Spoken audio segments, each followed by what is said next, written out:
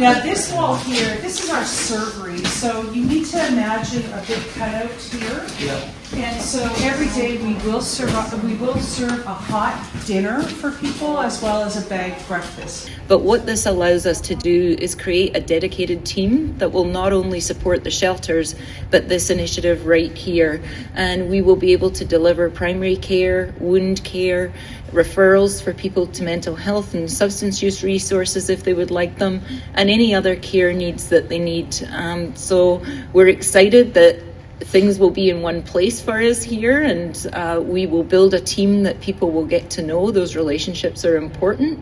Interior Health, Housing Minister Ravi Kahlon and Kelowna Mayor Tom Dias toured the new tiny home complex at 759 Crowley Avenue, a project that started in the summer of 2023 and is now near completion in February of 2024. So from October to now, so in 4 short months, we are standing here at this facility, and as I understand from the contractors that are working on the new facility, the other 60 homes, there won't be too long before we'll be standing there opening those ones also, and then we will have a third facility that we will announce.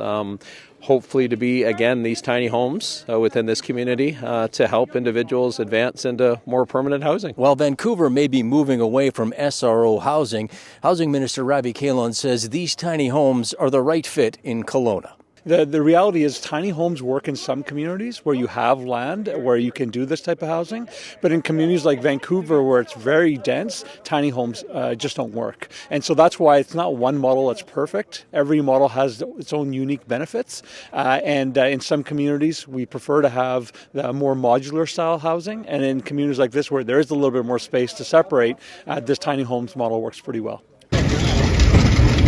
The bigger challenge will be providing more affordable housing right across the province. Well, this is the challenge, and the challenge that we're dealing with when it comes to encampments is directly connected to the lack of housing available in our communities. The two are actually directly connected. So that's why we need to do all the things at the same time. We need to support vulnerable people now with supportive housing and shelter capacity, but we also need to dramatically increase housing supply in our communities and invest in affordable housing.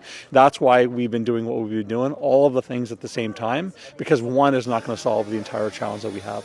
It is tough to find a place, and that's why we would then continue to advocate with the province to assist us in building more supportive housing.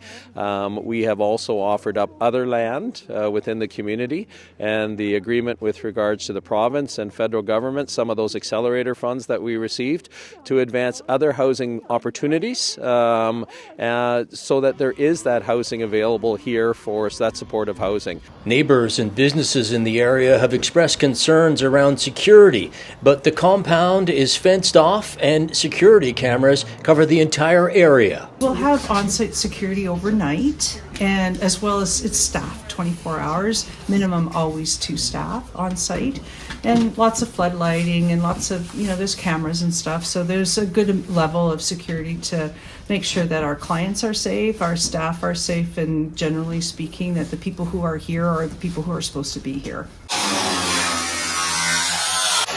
Well, there's still some construction being done. The hope is that residents will be able to move into some of these new tiny home units in 2 weeks' time. Rob Gibson, Castanet News, Kelowna.